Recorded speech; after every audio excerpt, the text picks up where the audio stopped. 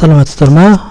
Бізде бүгін обучение род оплата бойынша, платный услуг бойынша, яғни айтқанда бюджет емес, вне бюджет операцияларды айденестен көрсету бойынша жүретін болады. Біздің алып отқан мекемеміз әрине Атырау қаласының сайдығы деп алдық. Сайдық болған жерде бізде ата-аналардан келетін ақша болады. Ата-аналардан келетін ақша ол бюджетке ешқандай қатысы жоқ. Сол келген ақшаның барлығы балаларға тамақ алуға кетеді деген сияқты. Сол расход приходтарды айденестен қалай көрсетеміз? Бізде біріншіден тамақ алған кезде біз енді поставщиктеріміз барлығы через СФ арқылы счет жіберетін болады. Біз счетты қабылдаған кезде, электронный счет фактурадан поступление, ТМЗ услуг жасаған кезде біздер сол жерден платный услугаға алдық деп көрсетуіміз қажет. Жақсы, біз қазір мынадан бастайық. Біз предприятиеде источник финансирования деген бар. Источник финансирования бюджет және вне бюджет. Бюджеттің өзі ішінде программалар МБ, РБ деп бөлінеді, а бізде вне бюджет деп қойсаңыздар болады, немесе вне бюджеттің орнына платный услуга деп, немесе род оплата деп қойсаңыздар болады. Бұл ешқайсысы қате емес. Бізде осы бюджет, вне бюджеттен кейінгі программаларымыз дұрыс кету керек. Міне РБ, МБ-ларымыз бізде бюджетке қарайды, источник финансирования. Ал род оплата деген программа ашылған болатын. Ол род оплата жаңағы біз источник финансирования міне вне бюджетке относится. Вот бюджетнеде галочка тұр РБ-да, мынада галочка жоқ. Біз жаңағы бюджетке қатысы жоқ нелердің бәрін осы жаңағы вне бюджет источник финансирования көрсетеміз. Жаңағы айтып отқандай поступление ТМЗ услуг біз жаңағыдай поставщиктерден тамақ алған кезде покупка мында ноутбук алынған, мында телефон алынған, услуга алынғанда бізде жақсы тамақ алдық деп есептейік. Мына покупка товары дейді. Негізінде электронный счет фактурадан алдыңғы видеоларымыз бар. Сол видеоларды тек мына жердегі источник финансированияның вне бюджет деп көрсете қойсаңыздар болады. Сол алдыңғы видеодағыдай пошаговый жасайсыздар да, тамақ не сатып алған кезде. Например, бізде 10 мартта поставщиктерден тамақ келді делік. Контрагентімізді көрсетеміз, қай контрагенттен келіп жатыр, немесе создавать етіп ИП Көпжасаров деп қойық. Көпжасаров бізге тамақ әкелетін мекеме. 19 бізде ИП-лар. Вот записать банковский счетын создавать етіп алайық примерно. Банк, Народный банк тек, мына жерге кезет номермен 20 цифр.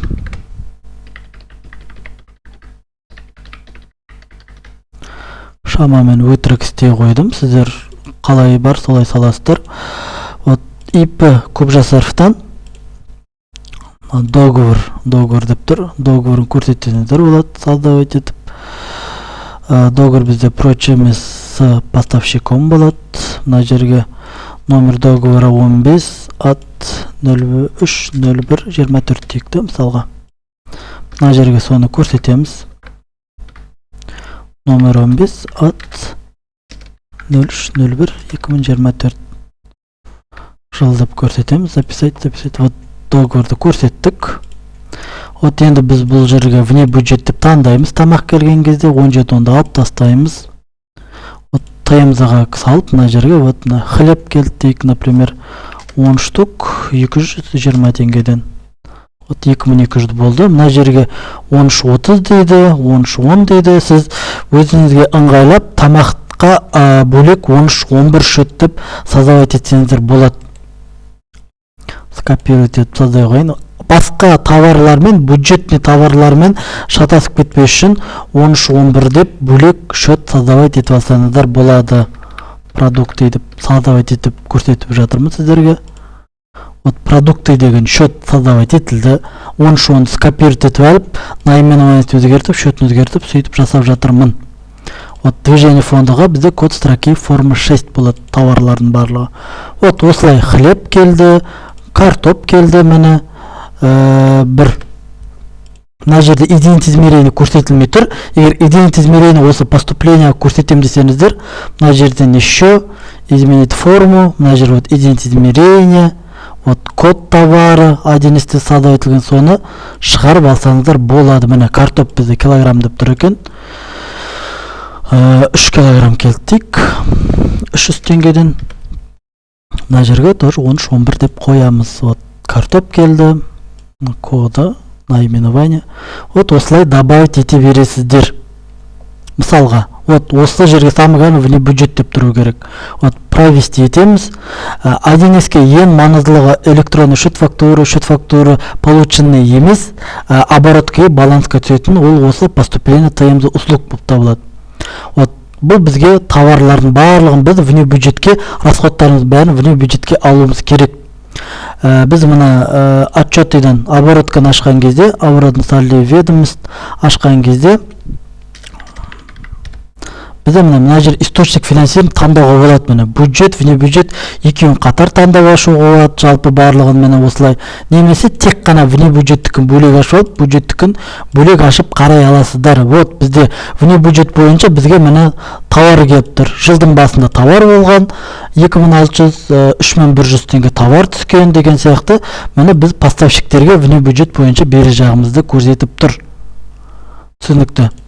Вот, міне бізге поставщик товар әкелді, например, 3100 теңгеге, 3100 теңгеге товарға біз төлеген кезде, мына поступление арқылы создать на основание платежный поручень исходящий арқылы төлей аламыз. Создать на основание, вот, жасалынды, міне бүкіл поставщик сумма бәрі көшірілді. Міне источник финансирования самыған көріп тұр, вне бюджет деп тұр. Бұл бюджеттің ақшасы емес, кетіп жатқан бізде вне бюджеттің ақшасы. Вот мына жерге біз счет бюджет вне бюджет деп екіге бөлінген болса, біз вне бюджеттің счетін көрсетеміз. 59-56, например, вне бюджеттің счеты демізде 17-10-да осылай саламыз. Счетті, қай счетті көрсететтір, соны сіз екінші журнал ордерді бөліп көрсете аласыздар. Екі түрлі счеттікін. Вот мына жерде жаңа 11.03.24 төледі дейік. Мына жерге өздеріңіздің банк платежкалардың номерін көрсетесіздер. Записать етейік, провести етейік. Вот мына жерге программа сұрап тұр бізден. Программа біз род оплаты деп көрсетеміз. Вот программаны біз осы жерден көрсетеміз. Вот бізде бұл төленді. Тура осылай сіз внебюджетный платный услугының ақшалары, род оплатының ақшаларын осылай көрсетесіздер. Поступление тмз услугқа внебюджет, платежкаға да внебюджет деп көрсетесіздер. Ол бізде жаңағы обороткіде, мен оборотканы жауып тастадым да, вот оборотканы ашып жасаған кезде внебюджет, біз мына жаңағы 33-10-дағы жаңағы поступление тмз услугқа поставщиктен келген сумма, кредитінде келген сумма, дебетінде біздің жаңағы платежкадан төлеген суммасы бір-бірін жауып тұр. Енді бізде қалып тұрғаны жаңағы 13-11 шотынан 3100 теңге тамақ қалдық сумма шығарып тұр. Біз енді тамаққа ол айына жұмсақ кететін нәрсе болғандықтан біз айына бір рет, немесе 3 айда бір рет, 6 айда бір рет бухгалтер өз ыңғайына сәйкес списание жасау керек. Тамақтарды, ол енді кеткен ақша ғой. Біз оны списание жасау үшін біз мына жерде 2600 теңге дейді. Қайсы 31-12-24. Вот ал дейді мұнда. Вот мына жерде бізде 2600 теңге товар бар деп тұр міне. Вот начальник. Жаңағы хлеб пен картоп создавать еткенбіз 1 январдағы остаток деп вне бюджет не деп, бірақ мына жердегі счеты 13-10 деп кеткен. 13-11 деп салайық.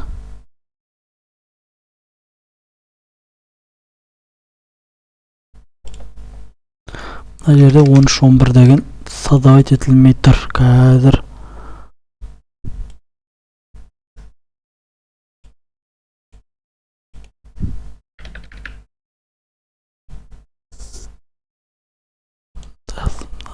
Жауып тастап қайта ашу керек бар. создавать еткен кезде сразу бір дегенде 13-11 деп создавать еткендеріңіз абзал. Өткен сіз материальный ведомство создавать еткен кезде жаңа тамақ бойынша не бойынша міне номенклатура складта материальный ведомство деген бар. Бұған біз келген тауарлардың барлығын бюджет, вне бюджет деп тұр мына жерде көрсеңіздер. Барлығын көрсетіп тұр мына жерде бюджеттікінде, вне бюджеттікінде. Егер бөліп қарайтын болсақ, міне бюджеттікін қарайық бірінші. Міне бюджетте игрушка мен тазик келген. Ол бізде әлі списание кетпеген. Может, олар енді биылғы жылы қолданып, әбден істен шыққаннан кейін барып списать етеміз. Может, келесі жылы, может, биыл деген сияқты. Ал жаңағыдай вне бюджеттің тауары ол бізде енді міне хлеб, картоп міне шығарып тұр. Бір тауар тек мына жерде 13-11, 13-10 деп шығарып тұр, көріп тұрған шығарсыздар. Сондықтан біз бұны списанияға шығару үшін 13-11, 13-13 списать етеміз. Вот начальный остаток, келген приходы, міне расходы жоқ. И конечный остатокты бізде осылай суммалармен шығарып жатыр. Жақсы. Енді біз списать ету үшін, ол бізде номенклатура складта списание TMZ деген бар. Сонымен создавать етеміз. Вот, например, марттың 31-мен дейік, жаңағы келген тауарлардың барлығы, тамақтардың барлығы. Мына жерге ну дейміз, мына жерге источник финансирования вне бюджет дейміз, өйткені вне бюджеттің тауары. Мына жерге счет затрат деген еш нәрсе қоймаймыз. Добавить. Вот картоп количество. Картоп количество қанша мында? Картоптың количествосы 3 килограмм. Сол количествосын көрсетеміз. Мына жерге счетін сұрап тұр. 13-10-да да 13-11-де де остаткасы бар. 13-10-дікін көрсетейік. Мына жерге 72-10 десеңіз болады. 71-10 десеңіз болады. Расходы по реализации продукции оказания услуг. Негізі осы счетқа жақынырақ болады. Тамақтарын нелердің списаниясы. Өйткені біздің басты қызметіміз бойынша кеткен шығындар. Кейбіреулер 72-10 мен списать етеді, административный расход. Бірақ ол административный расходқа көп жақын емес бұл. Тем более вне бюджет. 70-10 мен кетіп жатыр. 70-10 ол себестоимость реализация. Оған да көп келін кірмейді. Бұл себестоимость, бұл өнім шығару бойынша, өнім өндіру бойынша производственный мекемелерге көбінесе тән.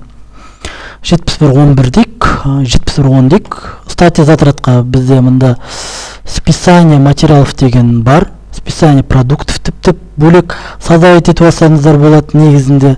Қате емес, самое главное, мына жерге статья затрат көрсетілсе болғаны. Вот списание материаловтың ішінде вот категория затратта материальный расход деп қою керек. Принимайте к налоговому учету деп осылары көрсетсек, бұны соты форманың отчетында да көрсететін боламыз. Списание подразделениеға основной қойсаңыз болады, қоймасаңыздар да қатеміз. Самое главное, вот программа. Программа біз родоплат деп көрсетуіміз керек. Вот болды осылар. Сосын ең соңында движение запасов код строки формы 6 деп тұру керек. Вот провести етілді. Вот енді қайтта материальный ведомствоға қарап сформировать еткен кезде вот бізде 3 штук списация етілді 13-10-дағы. Енді мына 13-11-дегі картопты списать етеміз. Негізінде бетіп 13-10, 13-11 деп тұру дұрыс емес. Бір дегенде дұрыстап жүргізілу керек. Учетта міне 13-11 деп қойдық. Бұлда да тоже бәрі солай сақталынады. Провести вот материальный ведомстводан списаться етілді бұлда. Вот мына жерден хлеб 10 штуктан да скопировать етеміз. Хлеб дейміз. 10 штук, 10-10. Автоматым 71-10, 70-10 деп шықты. Скопировать. 10-11 дейміз. 71-10 дейміз. Вот провести еттік. Вот материальный ведомство міне ол списанияға кетті. Біздің расходымызды көрсету керек. Ертең жылдың соңында соты форма, баланс шығарған кезде жаңағы сатып алған тамақтарымыз бәрі списанияға кетіп, біздің расходтарымызды көбейту керек оборотка бойынша. Міне оборотка бойынша қайта сформировать еткен кезде вот міне 7-ші бөлімге біздің расходтарымыз кетті. Осылай расходтарымыз шығару керек. Вот. Сосын ең соңында закрытие месяцемен мына 7-ші бөлім, 6-ші бөлімдер жабылатын болады. Міне осылай списание TMZ жасайсыздар. поступление тыйымды услуг, списание барлығына внебюджет көрсетесіздер. Енді біз ата-аналардан келген ақшаны көрсетуіміз керек. Ата-аналарда келген ақша, ол бізде ата-ана ай сайын баласы үшін, тамақ үшін ақша аударады. Соны көрсету үшін біз мына жерден продажа, реализация тыйымды услуг арқылы жасаймыз.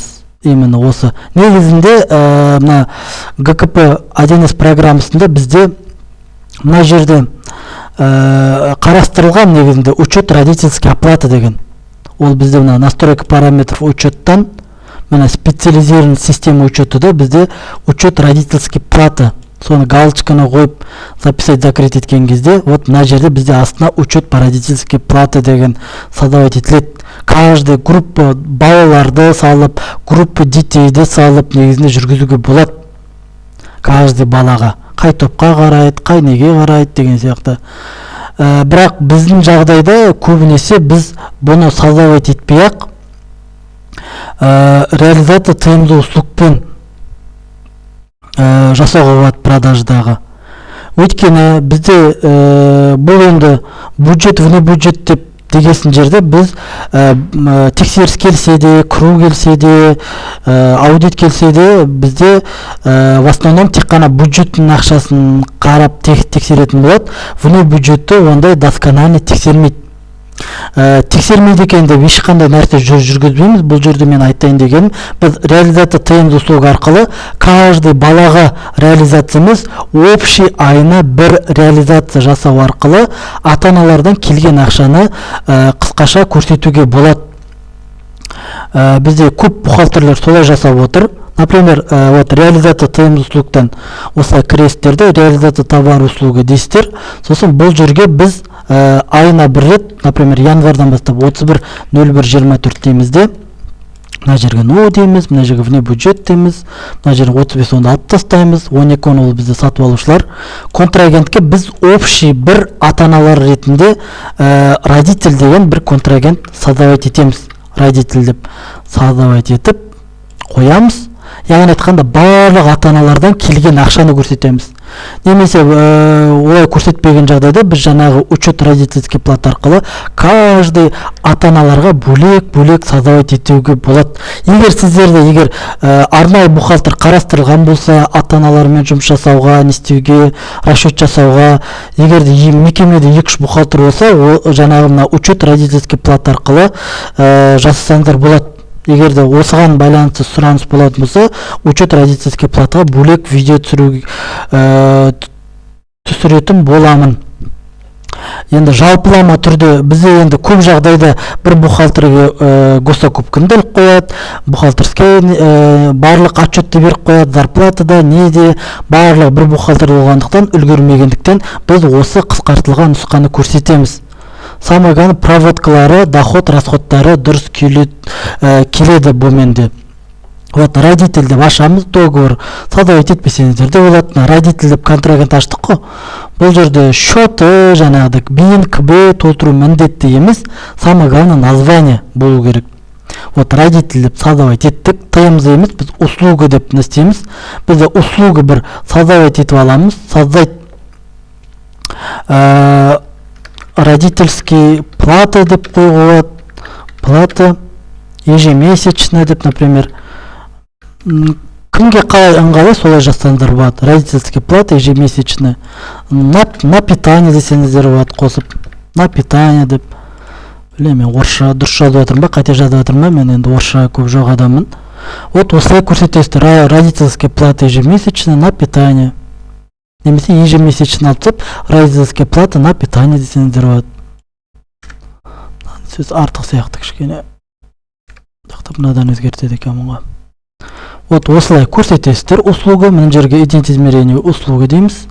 Вот записать, закрыть. Вот ай сайын біздер мен услуга түспей алу қазір мен жаңа галочка қойылмай қалды. Номенклатура складта сосын шықпай қалды қазір. Ол бізде номенклатура мында тұрады. Мына жерге жаңа создавать еттім. Родительская плата изменить етіп, біз мына жерге галочка қойымыз керек, что это услуга екен. Вот қойдым галочка. Енді мына жерден жаңағы создавать еткен номенклатураны іздеген кезде вот мына жерде бізде шықты. Вот на питание, например, мына жерге январь деп астына дополнительный сөздер қоссаңыз, үстіндегі ол біздің создавать етілген ана жақтағы номенклатура. Вот количество бір дейміз, услуга болғасын. Цена, например, январь айына барлық ата-аналарға суммасын общий бір жазамыз, например, 1,5 миллион теңге дейік та, мысалға. 1,5 миллион теңге сумма. Вот 60-10 счетын автоматом берді, ол бізде дұрыс счет, 60-10 ол бізде доход от реализации услуг. Мына жерге вот доходы 60-10 болады, программасына род оплата болады, мыналар керек емес, қалғаны керек емес. Вот біз ай сайын осылай ата-аналардан түскен ақшаны осылай көрсетуіміз керек, 1,5 миллион теңге деп. Бұл түскен ақша емес, бұл көрсетілген ақша. Түскен ақшаны біз қазір бөлек көрсетеміз через платежка арқылы. Вот біз ай сайын 1,5 миллион теңге деп реализация жасадық. Енді создать на основании жасап, біз поступление емес, платежное поручение входящий, бізге келген ақша, ата-аналарға келген ақша, платежное поручение входящий жасап көрсететін боламыз. Тоже 31.01.24 дейік.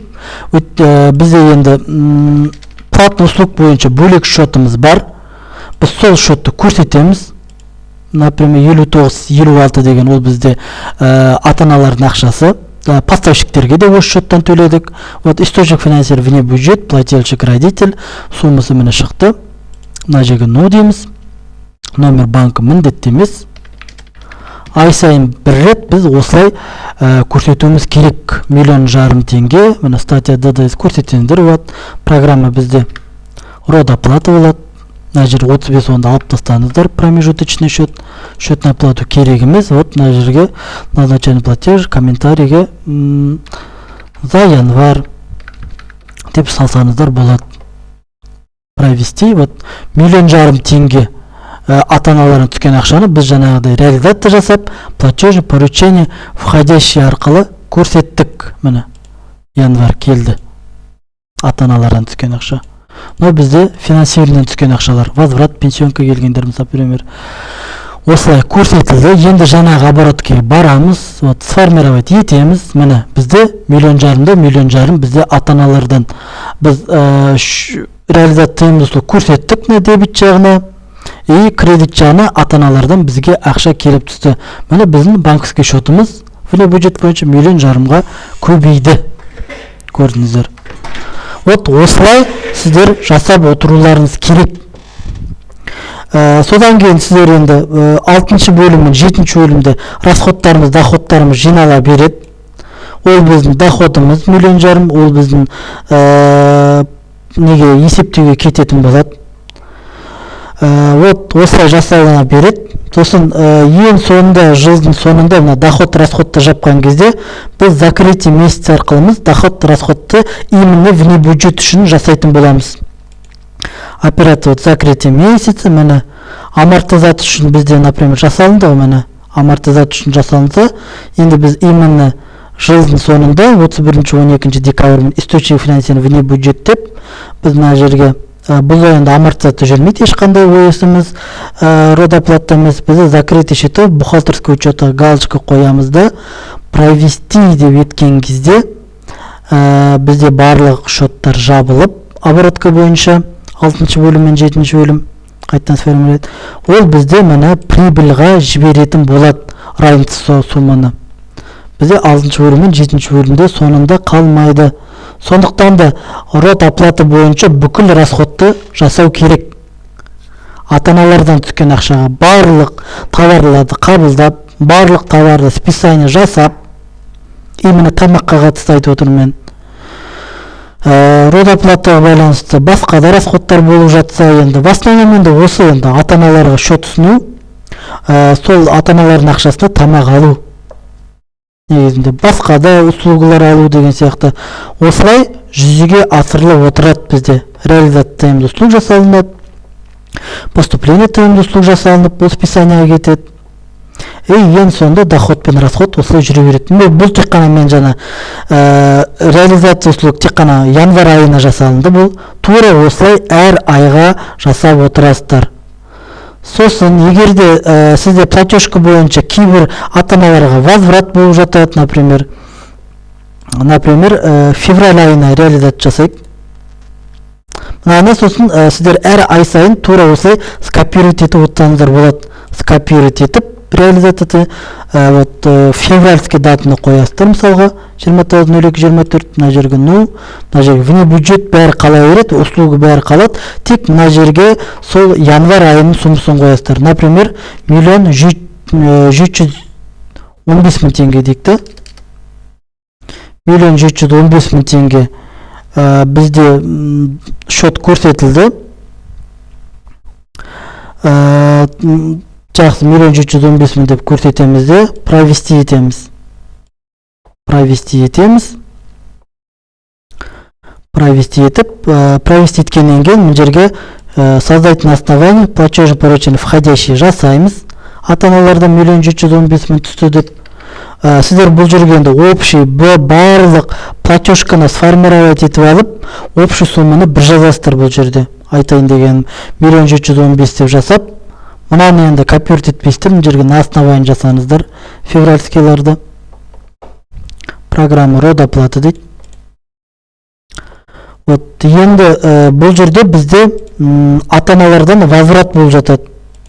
Февраль айына возврат болған жағдайда біз оларға ақшасын қайтарып береміз. Платежный поручение исходящий арқылы біз родитель деп қайтарып береміз. Осылай қайтарып берсеңіздер болады, немесе сол қайтаратын ата-анасының реквизитін контрагент ретінде енгізіп, сумманы жаңа вне бюджетпен немен көрсетіп, источник финансирования сөйтіп қайтарасыздар да, сосын родитель деген контрагентпен бір-бірлеріне шотты жабу керек. Әйтпесе сіз как будто артық төлеп тастаған сияқты алып көрсетіледі. Например, мына жерге создавать етейік. Саматов Қайрат деген ата-ана. И-нің, КБ-сін бәрін толтырасыздар, мысалға. Саматов Қайрат бұл ата-ана да. Осы кісіге біз жаңағы 18.000 теңгесін қайтарып беріп жатырық февраль айына. 28.02.24 дейік, мысалға.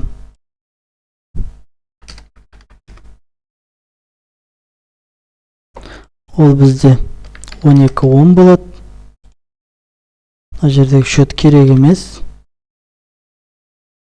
Оплата поставщику емес, бұл бізде возврат денежных средств покупателя болады, мысалға бұл жерде. Договорын көрсетесіздер, программа 12.10 болады. Негізінде осылай жасалынады. 12.10 мен возврат жасайды. Программа род оплаты болады.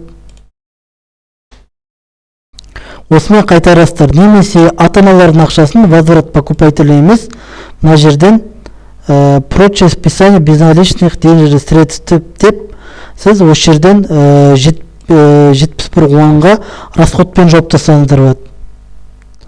Прочие расходы деп, например. Мына жерге возврат родителю деп. За февраль.